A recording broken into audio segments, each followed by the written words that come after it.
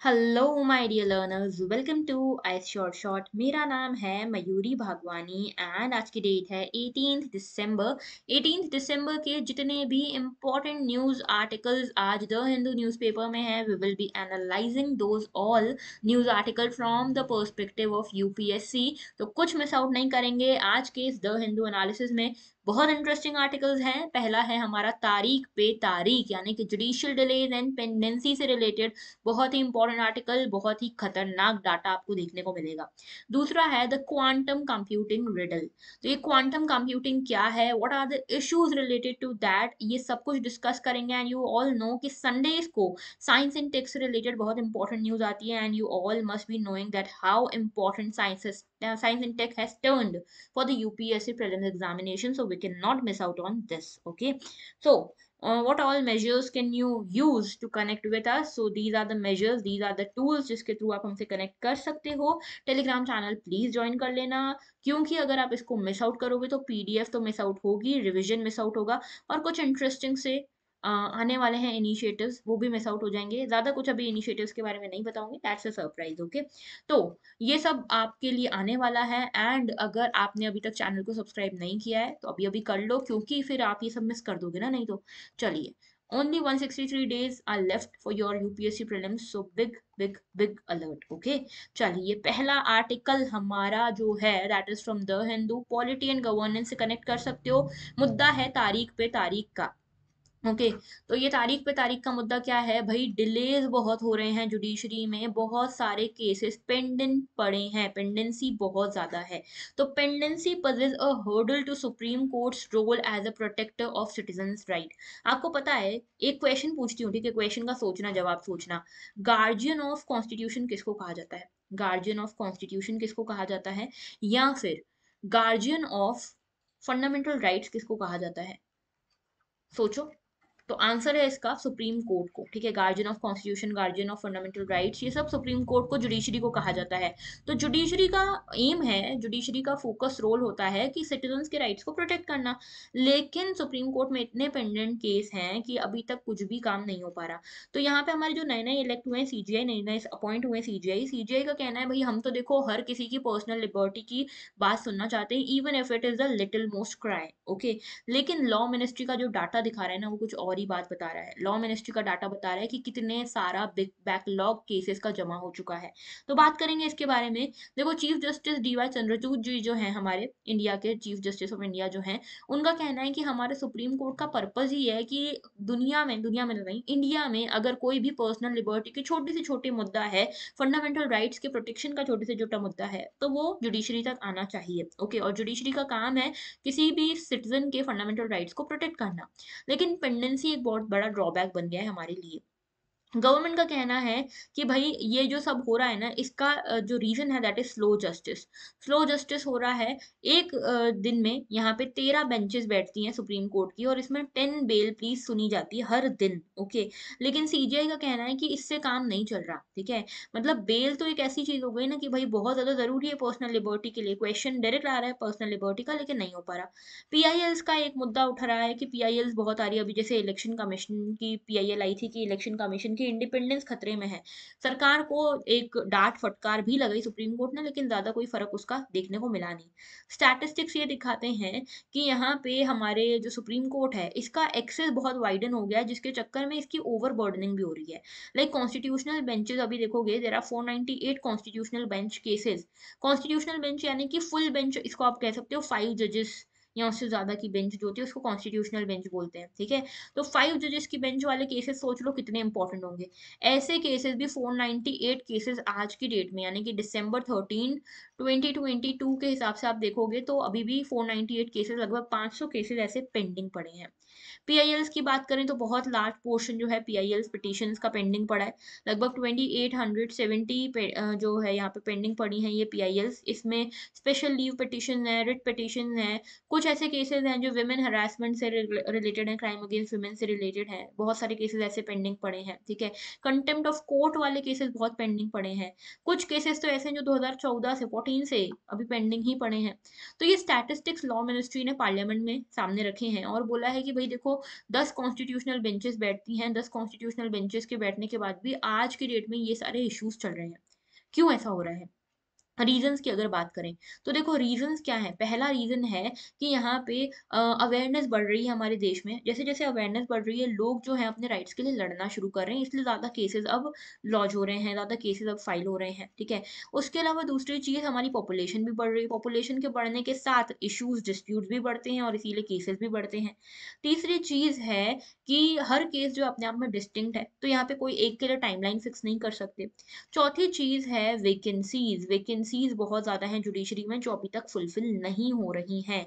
तो यहाँ पे ये सारे केसेस हैं जिसके कारण जुडिशरी के साथ ये इश्यू आ रहा है। पेंडेंसी की बात करें तो आज की डेट में 4.7 करोड़ केसेस हैं ऑल ओवर इंडिया जो अभी पेंडिंग पड़े हैं। 87.4% केसेस जो हैं वो सबऑर्डिनेट कोर्ट्स के साथ हैं, बाकी 12.4% है हाई कोर्ट के साथ। तो अभी देखो सबसे ज़्यादा इश्यू जो है ना वो सबऑर्डिनेट लेवल पे है, ओके। जो सबऑर्डिनेट कोर्ट्स हैं वहाँ पे सबसे ज़्यादा केस पेंडिंग पड़े हैं। 12.4% ही हैं जो हाई कोर्ट्स में पेंडिंग है। ओवरऑल आप देखोगे तो 1.82 लाख केसेस हैं जो 30 साल से ज़्यादा से पेंडिंग पड़े। बहुत ज़्यादा अमाउंट होता है ये। 1.82 लाख केसेस 30 साल से पेंडिंग है। बॉम्बे हाई कोर्ट का जो डाटा है उसकी बात करें, नेशनल जुडिशियल डाटा ग्रिड के हिसाब से 5.88 लाख केसेस पेंडिंग हैं बॉम्बे हाई कोर्ट के सामने। और यहाँ पे जो ये 1.14 लाख केसेस हैं ये लास्ट एक साल से पेंडिंग है, जिसमें 16,000 से ज़्यादा केसेस जो है क्रिमिनल केसेस हैं। तो सोच सकते हो क्रिमिनल इश्यूज हैं जो अभी तक सॉल्व नहीं हो रहे हैं, लास्ट 10 सालों से ज़्यादा केसेस खिंच रहे हैं, ओके। क्या रीजन है? एक तो है शॉर्टेज ऑफ जजेस, जजेस की शॉर्टेज बहुत ज़्यादा है। दूसरा सब ऑर्डिनेट कोर्ट्स में सबसे ज़्यादा इशू है इंफ्रास्ट्रक्चर की बहुत कमी है, टेक्नोलॉजी की बहुत कमी है, ओके। 5,000 से ज़्यादा जो सीट्स हैं वेकेंट पड़ी हैं जुडिशरी में। अभी कोरोना वायरस आया था तो सबको लगा कि अब केसेस तो कम हो रहे हैं तो फिर तो जुडिशरी को जल्दी जल्दी निपटारा करना चाहिए। लेकिन इस चक्कर में ये भी था ना कि कोर्ट्स डिजिटल चले गए। अब सबके पास डिजिटल इंफ्रास्ट्रक्चर भी नहीं था तो इसीलिए भी डिस्पोजल धीरे धीरे हो रहा था। तो ये सारे रीजन हैं जिसके कारण हमारे देश में इतनी पेंडेंसी है। अगर बात करें 2022 की तो सुप्रीम कोर्ट में लगभग 70,000 केसेस पेंडिंग है। अगर हाई कोर्ट की बात करें तो 58 lakh cases are pending in all the high court. And subordinate cases courses की कोर्ट्स की बात करें तो लगभग 4.09 करोड़ केसेस जो हैं वो पेंडिंग पड़े हैं, मतलब it is a huge amount, okay. Overall मिला के 4.7 4.8 करोड़ केसेस हैं जो आज की डेट में अभी पेंडिंग पड़े हैं, ओके। तो ये था पूरा मुद्दा। और जुडिशरी में आप क्या कर सकते हो? पहली चीज़ तो स्ट्रेंथ बढ़ाओ, जुडिशरी की वैकेंसी फिल अप करो। दूसरी चीज़ कोर्ट्स को through out the year open रखना चाहिए। जैसे अभी विंटर वेकेशन आ गई तो इशू हो गया, तो through out the year open रखना चाहिए। प्रॉपर मॉडर्नाइजेशन होना चाहिए, कोर्ट्स का इंफ्रास्ट्रक्चर डेवलपमेंट होना चाहिए, फास्ट ट्रैक कोर्ट्स बनाए जाने चाहिए। एंड जो भी अर्काइक लॉज हैं उनको हमको छोड़ देना चाहिए, खत्म कर देना चाहिए। एंड साथ में जो भी ऐसे केसेस हैं जो फेक केसेस रखते हैं या सिर्फ पब्लिसिटी के लिए केसेस रखते हैं, जैसे कई बार ऐसी पीआईएल दायर होती है, उनको हमको एक्सेप्ट नहीं करना चाहिए, ठीक है। तो ये सॉल्यूशंस कुछ हो सकते हैं। बढ़ते हैं आगे नेक्स्ट इशू की तरफ। बहुत ही एक चौंकाने वाला मुद्दा है ये, हेल्थ एंड गवर्नेंस से आप कनेक्ट कर सकते हो। गवर्नमेंट ने बोला है कि ब्रेस्ट कैंसर एक नेशनल इमरजेंसी या एक्सट्रीम इमरजेंसी नहीं है। क्यों हुआ ऐसा? हुआ कुछ यूं कि यहाँ पे एक औरत पहुंची, ठीक है, हाई कोर्ट के पास, केरला हाई कोर्ट के पास। इनको था ब्रेस्ट कैंसर, ठीक है। ये ब्रेस्ट कैंसर था इनको। और ये जो औरत जो यहाँ पहुंची वो अब तो यहाँ पे नहीं रही है, ठीक है, उनकी डेथ हो चुकी है because of this breast cancer. Now she has been deceased. But जब वो थी अलाइव तब उन्होंने यहाँ पे हाई कोर्ट में एक याचिका दायर करी। कहा उन्होंने कि भाई हमें जो है ना वो ब्रेस्ट कैंसर, उन उस पर्टिकुलर औरत को ब्रेस्ट कैंसर हो गया। और उन्होंने डाटा कुछ रखा कि देखो भाई इतना ज़्यादा प्रेवलेंट है ब्रेस्ट कैंसर। इन्होंने बताया कि जो पूरे वर्ल्ड में जितने भी कैंसर्स होते हैं ना उसमें सबसे ज़्यादा प्रेवलेंट कैंसर जो है ना वो ब्रेस्ट कैंसर है। तो इनको ल्यूमिनल ए टाइप का ब्रेस्ट कैंसर हुआ था, ओके। और इन्होंने ये पिटीशन रखी। इनके पिटीशन का इसमें कुछ इन्होंने डाटा भी रखा, जैसे आईसीएमआर का, Indian council of medical research का डाटा आता है। रिपोर्ट कहती है कि हर 1 लाख में से लगभग 101 वुमेन को, जो टोटल 101 वुमेन को यहाँ पे ब्रेस्ट कैंसर होता है। तो out of 1 lakh women 100.5 women experience breast cancer, okay. जो आज की डेट में आप देखोगे तो 1.82 लाख women है पूरे वर्ल्ड में जिनको ब्रेस्ट कैंसर है। और ये जो नंबर है ना ये 2.5 लाख हो सकता है बाय 2030, ओके। सॉरी, ये इंडिया की रिपोर्ट है तो इंडिया की बात हो रही है। इंडिया में 1.82 लोगों को आज की डेट में ब्रेस्ट कैंसर है, जिसकी जो अमाउंट है that can be 2.5 lakh, okay.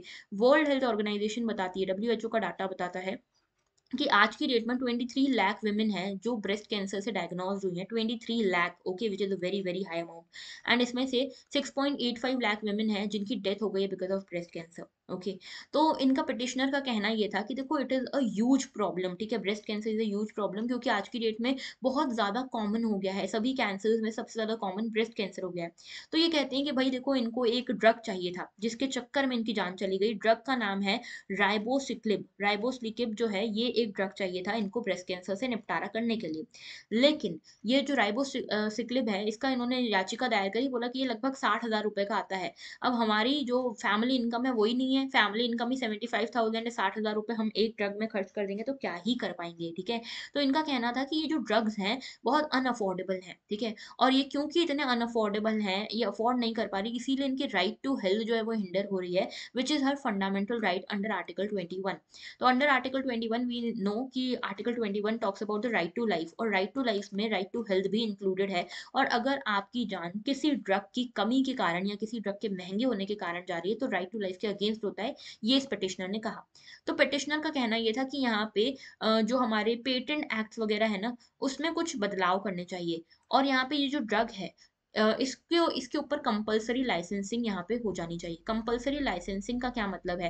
देखो कंपलसरी लाइसेंसिंग में क्या होता है, गवर्नमेंट अगर चाहे तो किसी भी कंपनी, जैसे मान लो एक कंपनी है जिसने क्रोसिन गोली बनाई, ठीक है, अब इन्होंने क्या किया, ये क्रोसिन गोली बना के इसके पैसे ज्यादा कर दिए, 2 रुपए की गोली बिक रही है, ठीक है, तो लोगों गवर्नमेंट ने बोला कि नहीं भाई ये तो बहुत इंपॉर्टेंट ड्रग है, उसको 2 रुपए में नहीं 8 आने में बेचो। तो यहाँ पे ये कंपनी बोली कैसे कैसे, तो गवर्नमेंट बोलेगा देखो अभी हम कंपलसरी लाइसेंसिंग कर रहे हैं, ठीक है, यानी कि आप जरूरी नहीं कि सिर्फ आप ही बनाओ, कोई और भी आपको ये ड्रग बना सकता है, क्योंकि ये नेशनल इमरजेंसी का मुद्दा है और क्रोसिन सभी को चाहिए, इसलिए यहाँ पे हर कोई यहाँ पे आपका क्रोसिन बना सकता है और सस्ते में बेचेंगे। तो ये होती कंपलसरी लाइसेंसिंग। वैसे ही यहाँ पे पटिशनर ने बोला कि ये जो राइबोसिक्लिब ड्रग है इसकी कंपलसरी लाइसेंसिंग होनी चाहिए, इसको नेशनल इमरजेंसी, एक हेल्थ क्राइसिस इसको माना जाना चाहिए, ब्रेस्ट कैंसर को नेशनल इमरजेंसी मानी जानी चाहिए क्योंकि इतने केसेस आ रहे हैं, और इसके लिए लोगों को ये ड्रग कम से कम दामों में मिलना चाहिए और इसके लिए कंपलसरी लाइसेंसिंग इस पे लगनी चाहिए। तो यहाँ पे ये क्वेश्चन फिर केरला हाई कोर्ट में गया। केरला हाई कोर्ट ने department of promotion of industry and internal trade से ये पूछा, कॉमर्स मिनिस्ट्री की इंडस्ट्री है, कॉमर्स मिनिस्ट्री की बॉडी है, उनसे ये पूछा। तो डीपीआईआईटी से क्यों पूछा, क्योंकि यही है जो ड्रग्स की प्राइस तय करती है। तो इन्होंने सारी कंसल्टेशन वगैरह ली और इन्होंने बोला देखो it is not a national emergency, it is not a health crisis for India अभी भी। तो राइबोस्यूक्लिब जो है ये 42 ड्रग्स हैं, जो 42 ड्रग्स के अंतर्गत आता है, और इन्होंने बोला है कि हमने इसकी जो प्राइसिंग प्राइसिंग है वो कैप भी की हुई है, यानी कि एक लिमिट लगाई हुई है कि इसके ऊपर आप ड्रग नहीं बेच सकते। लेकिन no, it is not a national emergency, national urgency नहीं है, एक्सट्रीम अर्जेंसी नहीं है। तो no we can not issue the compulsory licensing thing on this thing. Okay, तो ये पूरा मुद्दा है। तो ब्रेस्ट कैंसर की यहाँ पे बात करें तो ब्रेस्ट कैंसर जो है most common form of cancer हो गया है आज की डेट में वुमेन में। 6 कैंसर डेथ्स जो होती हैं उनमें से एक कैंसर डेथ जो है वुमेन की वो हो रही है because of the breast cancer. तो पहले लंग कैंसर हुआ करता था वर्ल्ड का मोस्ट कॉमनली डायग्नोज कैंसर, लेकिन अब जो है वो ब्रेस्ट कैंसर हो चुका है। सर्वाइवल रेट्स की बात करें तो 5 साल तक जो पर्सन जिसको ब्रेस्ट कैंसर है वो जीवित रह सकता है, 80% इसमें सर्वाइवल रेट है, ठीक है। और जबकि इंडिया में देखोगे तो 66% है और साउथ अफ्रीका में तो 40% है, तो depending on the country also. Breast cancer जो है एक ऐसा कैंसर है जो एपिथेलियम सेल्स में होता है, एपिथेलियम में होता है डक्ट्स या लोब्यूल्स के। तो ब्रेस्ट में जो एपिथेलियल सेल्स है उसमें जब बहुत ज़्यादा ओवर ग्रोथ होने लगती है सेल्स की, that leads to breast cancer. तो अगर 2020 की बात करें तो 2.3 मिलियन वुमेन है अक्रॉस द ग्लोब जो उनको ब्रेस्ट कैंसर है। ओके, अच्छा इसके अलावा यहाँ पे आप देखोगे कि 50% ब्रेस्ट कैंसर्स हैं, around 50% of the breast cancers women में डेवलप हो रहे हैं। ओके, और 50% of the breast cancers women में डेवलप हो रहे हैं, और ये मेजरली एक जेंडर इशू तो है, साथ में एज का भी है। 40%, 40 ईयर्स से ज़्यादा की जो महिलाएं हैं उनमें ज़्यादा देखा जा रहा है। तो even I suggest all of you also, all those females जो भी ये लेक्चर देख रही हैं, they must keep checking their bodies. Okay, just keep checking your body, just keep a check over your bodies, and you should also spread awareness। चाहे आपकी mother हो, आपकी सिस्टर हो, every guy should focus over this thing कि चाहे आपकी mother हो, sister हो, पार्टनर हो, कोई भी, but you should also make them aware regarding this. क्योंकि देखो अभी सबसे बड़ा मुद्दा क्या है ना, कि ब्रेस्ट कैंसर मोस्टली उन लोगों में डिटेक्ट हो रहा है जिनको कोई चांस ही नहीं था, जिनको कोई सिम्टम ही नहीं लग रहे थे, जिनको कभी उन्होंने डिटेक्ट ही नहीं किया, रिस्क फैक्टर लग ही नहीं रहा था। तो मेजर इशू ये है ना कि डिटेक्ट नहीं हो रहा। क्यों नहीं हो रहा? Because we do not pay attention over this. Okay, तो ग्लोबल ब्रेस्ट कैंसर इनिशिएटिव जो है वो किया गया है इसके लिए कि 2040 तक 2.4% हम ये मोर्टेलिटी कम कर दें ब्रेस्ट कैंसर की, और जो लो इनकम कंट्रीज हैं वहां पे स्पेशली डेथ्स को कम किया जा सके। यहाँ पे गवर्नमेंट्स को गाइडेंस मिले, यूएन दे, WHO देगा, एविडेंस बेस्ड टेक्निकल पैकेजेस बनाए जाएं, कैंसर टूल्स वगैरह प्रोवाइड किए जाएं। और देखो ओवरऑल जो कैंसर होता है, तो ये जो ब्रेस्ट है, ब्रेस्ट की जो ल्यूमिनल एपिथेलियल सेल है उसमें ये कैंसर होता है। तो भगवान ना करे कभी ऐसा हो, ठीक है, God forbid, but we must have awareness regarding this. Okay, तो your um, your thing that is in our hands is to spread awareness regarding this. Okay, बढ़ते हैं आगे। नेक्स्ट इशू है Rajasthan sanctuary gets protection against ESZ shrinking. तो basically क्या है, राजस्थान में एक सैंक्चुरी, नाम याद रखना, देखो ताल छपर सैंक्चुरी है, ताल छपर सैंक्चुरी। इसमें मिलता है बहुत ज्यादा ब्लैक बक, ब्लैक बक ये काला हिरण। ओके, तो काला हिरण जो है बहुत ज्यादा मिलता है राजस्थान में। और यहाँ पे ये ताल छपर सैंक्चुरी है जिसको प्रोटेक्शन दिया गया है। पहले क्या हो रहा था, ये इकोलॉजिकली सेंसिटिव जोन में थी ये सैंक्चुरी, ठीक है। फिर क्या हुआ, यहाँ पे स्टोन माइनिंग वगैरह बढ़ने लगी, तो प्रेशराइज होकर यहाँ पे गवर्नमेंट ने इकोलॉजिकली सेंसिटिव जोन को कम करने की बात की गई। लेकिन राजस्थान की इस सैंक्चुरी को बचा लिया गया, बोला कि नहीं, इको सेंसिटिव जोन को हम कम नहीं करेंगे। You can connect this with environment section of the syllabus. Okay, तो ताल छपर सैंक्चुरी है, ब्लैक बक यहाँ पे सैंक्चुरीज को बोला जाता है, राजस्थान की है, बहुत ज्यादा इंपॉर्टेंट है for the blackbucks. Eco sensitive zone कम होने की बात थी, लेकिन यहाँ पे बोला गया राजस्थान हाई कोर्ट ने कि नहीं भाई, बिल्कुल नहीं, ऐसा नहीं हो सकता। यहाँ पे आप इको सेंसिटिव जोन कम नहीं करोगे क्योंकि this is very important for the biodiversity. ठीक है, यहाँ पे कई एक्सोटिक स्पीसीज भी मिलती हैं, 4,000 ब्लैक बक्स मिलते हैं, कई सारे रैप्टर्स मिलते हैं, तो नो, इको सेंसिटिव जोन तो कम नहीं होना है। ताल छपर के बारे में याद रखना, राजस्थान की सेंचुरी है, ब्लैक बक ज्यादातर मिलते हैं, जयपुर के पास में पड़ती है। और यहाँ पे एक हाईवे है नोखा सुजनगढ़, ये हाईवे इससे पड़ता है, ठीक है, तो थोड़ा सा बस याद रखना। ओके, चारू डिस्ट्रिक्ट जो है यहाँ पे पड़ती है। ओके, इको सेंसिटिव जोन की बात करें तो national wild life action plan बना था, उसमें ministry of environment, forest and climate change ने बोला कि भाई देखो, स्टेट गवर्नमेंट्स को हम ये बोलते हैं कि स्टेट गवर्नमेंट जितनी भी नेशनल पार्क्स हैं, वाइल्ड लाइफ सैंक्चुरीज हैं, उनके आसपास के 10 किलोमीटर के दायरे को यहाँ पे आप इको सेंसिटिव जोन्स घोषित करो, इको फ्रेजाइल जोन्स, यानी कि वो जोन्स जहाँ पे बायोडाइवर्सिटी है और इस पे बायोडाइवर्सिटी बहुत वल्नरेबल है।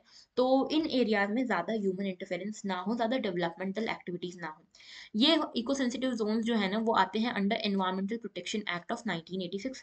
This is very very very important, याद रखना। ओके, एनवायरमेंटल प्रोटेक्शन एक्ट 1986 के अंतर्गत आते हैं। एंड जो 10 किलोमीटर रूल है, ये ऐसा नहीं कि एकदम एग्जॉस्टिव रूल है, 10 किलोमीटर के बाहर भी, बियॉन्ड भी आप ये इको सेंसिटिव जोन्स रख सकते हो depending upon the centre state. Okay, तो ये बेसिक एम यही है कि नेशनल पार्क्स के आसपास और वाइल्ड लाइफ सैंक्चुरीज के आसपास जो रेगुलेशन है एक्टिविटीज का वो हो सके। ओके, अच्छा, नेक्स्ट हमारा इशू है NASA sets to conduct first global water survey from space.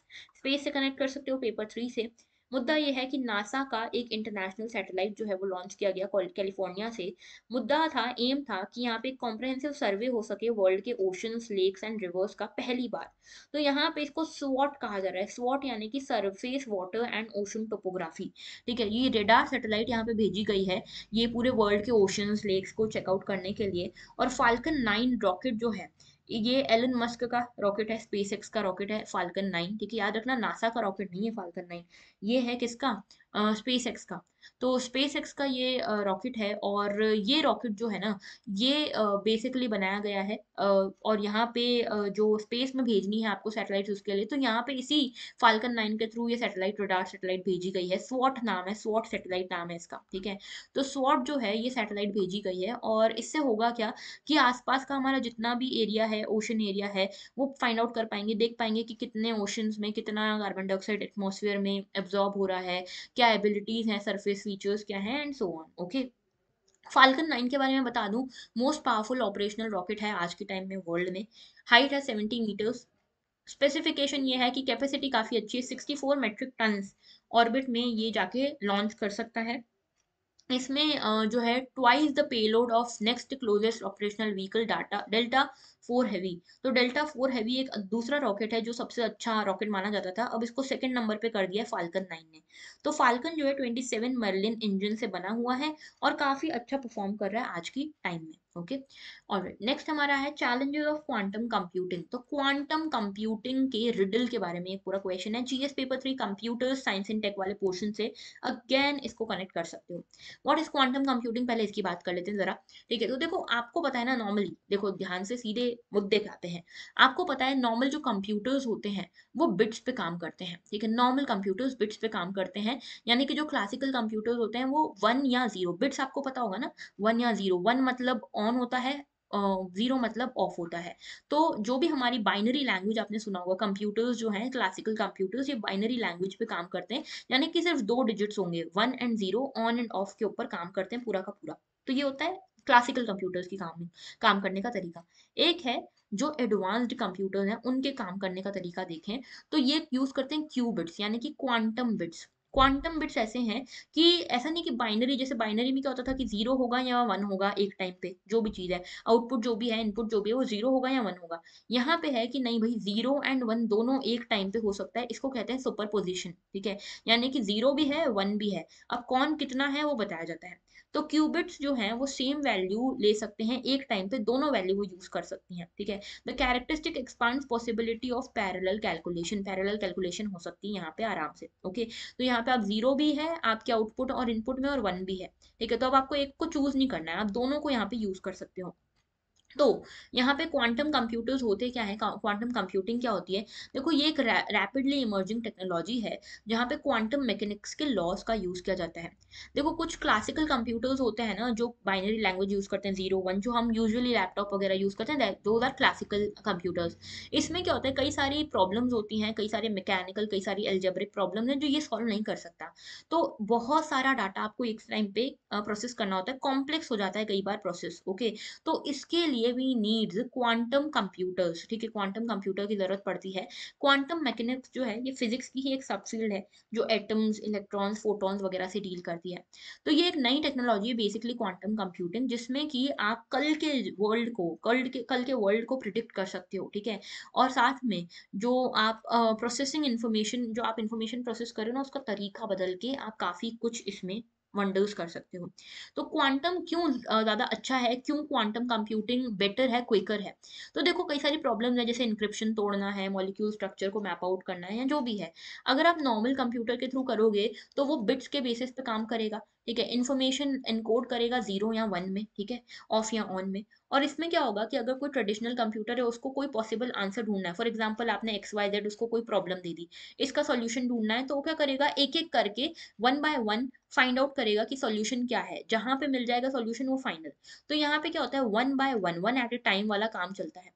लेकिन क्यूबिट में ऐसा नहीं है, क्यूबिट में zero and one super position होके आप पूरा टेक्नोलॉजी को यूज कर सकते हो। तो यहाँ पे नंबर ऑफ स्टेट्स बढ़ जाते हैं।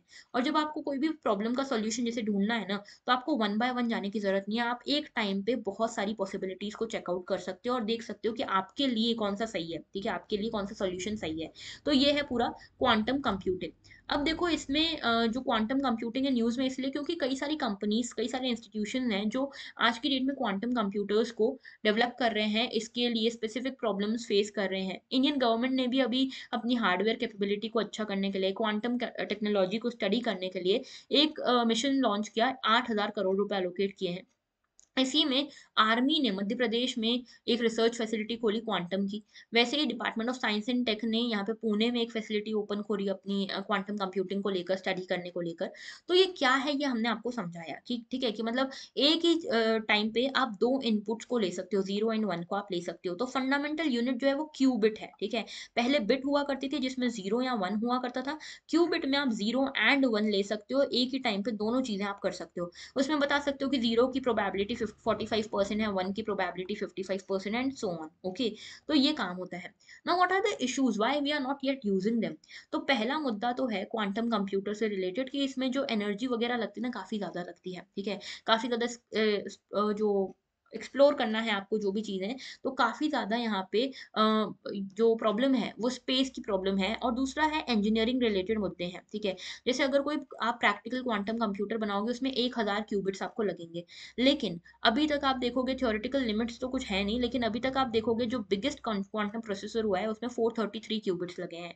तो प्रैक्टिकली पॉसिबल नहीं ना इससे कुछ आप आउटपुट निकाल सको क्योंकि आपको कम से कम 1000 क्यूबिट्स चाहिए। इसके अलावा जिन कंडीशन में ये क्वांटम कंप्यूटर्स बनते हैं, रहना पड़ता है, स्पेसिफिक हैं बहुत कंडीशन, जैसे कि बहुत लो टेम्परेचर होना चाहिए, -0.01 केल्विन होना चाहिए टेम्परेचर, रेडिएशन शील्ड होनी चाहिए, फिजिकल शॉक से आपको बचाना पड़ेगा एंड सो ऑन। ओके, तो क्यूबिट जो है इस तरह की होती है, यहाँ पे आपको कोलैप्स होने के चांसेस बहुत होते हैं सुपरपोजिशन को, तो ये कोलैप्स ना हो, एरर्स ना हो, उसकी कोशिश करनी पड़ेगी। एरर करेक्शन इसमें बहुत ट्रिकी है, ठीक है? एरर करेक्शन ट्रिकी कैसे कि क्वांटम कंप्यूटर्स में आप जैसे ही धीरे-धीरे और ज़्यादा क्यूबिट्स ऐड करोगे ना, तो वैसे-वैसे एरर्स बढ़ते जाएँगे, नॉइज़ बढ़ती जाएगी, अब उसको भी टैकल करना है। तो इश्यूज़ बहुत सारे हैं और अभी ऐसा लग रहा है कि अभी 1-2 डिकेड्स हमको और लगेंगे इस क्वांटम सुप्रीमेसी तक पहुँचने के लिए। क्वांटम सुप्रीमेसी यानी कि जो क्वांटम कंप्यूटर मिनटों में या सेकंड्स में जो काम कर देता है, जो नॉर्मल कंप्यूटर ईयर्स में भी नहीं कर सकता, उसको कहते हैं क्वांटम सुप्रीमेसी।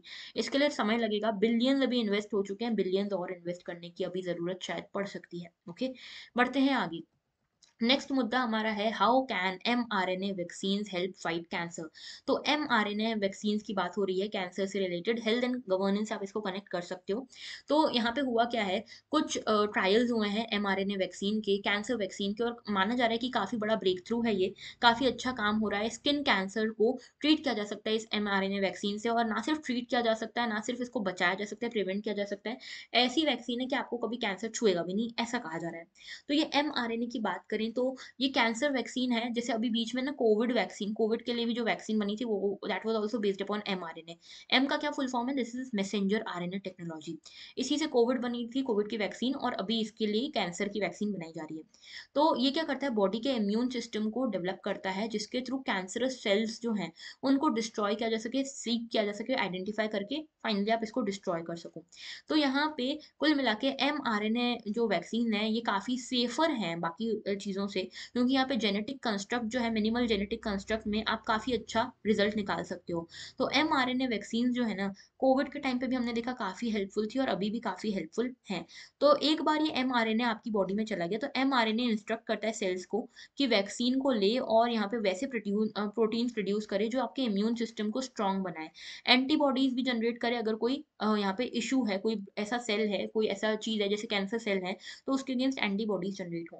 ठीक है? तो mRNA based cancer treatment vaccines जो हैं, वो धीरे-धीरे ट्रायल्स के लिए अभी बाहर जा रही हैं। एंड ये जो है काफ़ी ब्रेक थ्रू होने वाला है, क्योंकि इसमें क्या होगा ना कि इस वैक्सीन के थ्रू आप काफ़ी आराम से यहाँ पे म्यूटेशन वगैरह करवा सकते हो और अपने कैंसर को ख़त्म कर सकते हो, ठीक है? तो ये पूरा मुद्दा था। अभी थोड़ा-सा समझते हैं एमआरएनए है क्या? एमआरएनए जो है ना ये मैसेंजर आरएनए को यूज़ करता है। ये मैसेंजर आरएनए क्या है? मैसेज देता है। मैसेंजर आरएनए मैसेज देता है, जो आपकी बॉडी के सेल्स हैं उनको, कि देखो भाई तुम्हारे बॉडी में ना ये इश्यू जो है, ये वायरस जो है ये घुस चुका है, इसके अगेंस्ट इम्यूनिटी अब हमको डेवलप करनी है। तो आपकी बॉडी में ये प्रोटीन के फॉर्म में इम्यूनिटी डेवलप करता है, इम्यून रिस्पॉन्स डेवलप करता है, एंटीबॉडीज जनरेट करता है, ओके, सो दैट आप जो भी वायरस ने आपको इन्फेक्ट किया है वो खत्म हो जाए। तो सार्स कोव 2 के लिए भी हमने इसी तरह की वायरस के निपटने के लिए वैक्सीन बनाई थी। सिग्निफिकेंस यही है कि इंडिजिनियसली ग्रोन एमआरएनए जो है उसमें काफ़ी सारे पोटेंशियल हैं, जैसे ट्यूबरकुलोसिस, डेंगू, मलेरिया, चिकनगुनिया, इस तरह के जो डिसीजेज हैं उनको खत्म करने का काफ़ी स्कोप है। और ये जो वैक्सीन है ये कोविड टाइम के भी पे भी यूज़ हुई थी, तो काफ़ी हेल्पफुल रही थी। ओके, एडवांटेज क्या है बाकी वैक्सीन्स पे? तो एमआरएनए जो है ना ज़्यादा सेफ मानी जाती है क्योंकि इसमें कोई इन्फेक्शन के कोई चांसेस नहीं है, नॉन इंटीग्रेटिंग है नेचर में, नॉन इन्फेक्शियस है, और yes it can be degraded by standard cellular mechanism, तो इसको डिग्रेड भी आप कर सकते हो। हाईली एफिकेशियस है, क्यों? क्योंकि यहाँ पे इनहेरेंट कैपेबिलिटी है इसमें ट्रांसलेट हो जाने की प्रोटीन स्ट्रक्चर में। ओके, अच्छा, इसके अलावा एमआरएनए वैक्सीन जो है फुल्ली सिंथेटिक है, कोई होस्ट नहीं चाहिए इनको ग्रोथ के लिए, ठीक है? और यहाँ पे ये क्विकली मैन्युफैक्चर की जा सकती है, इनएक्सपेंसिव है, अवेलेबिलिटी अच्छी है, एक्सेसिबिलिटी अच्छी है, तो सब सही है। ओके, जैसे एमआरएनए है, जो एमआरएनए को आप यूज़ करोगे स्पाइक प्रोटीन के फॉर्म में कोरोना वायरस में आप देखो ऐसे यूज़ किया था। तो वैक्सीन बनाई, यहाँ पे लगवाई, ठीक है, मसल पे इंजेक्ट होती है और यहाँ पे स्पाइक प्रोटीन एंटीबॉडीज़ जनरेट हो गई थी to fight through the virus, virus से लड़ने के लिए। तो इम्यून सिस्टम जनरेट हो जाता है बेसिकली, ओके? तो था पूरा मुद्दा। एंड यूपीएससी मेंस का क्वेश्चन आप सभी के लिए ये रहा, what is mRNA vaccine and how it is different from the traditional vaccine technology? This you have to answer in 150 words. You can send your answers on our telegram group, okay? Telegram channel join कर लो, वहाँ पे group की link मिल जाएगी। उस group पे आप join कर सकते हो और इस ग्रुप के थ्रू आपके आंसर्स हम इवैल्यूएट आराम से करेंगे। I promise I evaluate all of your answers, okay? तो नो वरीज अबाउट दैट। चलिए, अगर आपने लेक्चर को अभी तक सब्सक्राइब नहीं किया है, जल्दी जल्दी सब्सक्राइब कर दो, लाइक कर दो चैनल को, वीडियो को लाइक कर दो, शेयर कर दो और कमेंट करना मत भूलना। कमेंट क्या करना है, आज का क्वेश्चन तो सुनते जाओ भाई। कमेंट करना ये है आपको कि मुझे बताना है आपको कि जो आपकी ये जो यूनियन टेरिटरी है ना, यूनियन टेरिटरी हमारी पौंडीचेरी या पुडुचेरी कह लो, पुडुचेरी की जो यूनियन टेरिटरी है, इसमें कई सारे डिस्ट्रिक्ट्स आते हैं, ठीक है? डिस्ट्रिक्ट्स आपने सुने होंगे, कई सारे डिस्ट्रिक्ट्स आते हैं, जैसे कि यनम है, माहे है, पुडुचेरी है, कराईकल है। इनका मुझे ज़रा ऑर्डर बताओ तो, नॉर्थ टू साउथ ऑर्डर इसका मुझे बताओ, ओके? मैप में जाके देखना और मुझे इसका ऑर्डर ज़रूर बताना। तो that was all and have a very good day, thank you for watching and yes, कल लौट के ज़रूर आना। Okay, bye-bye.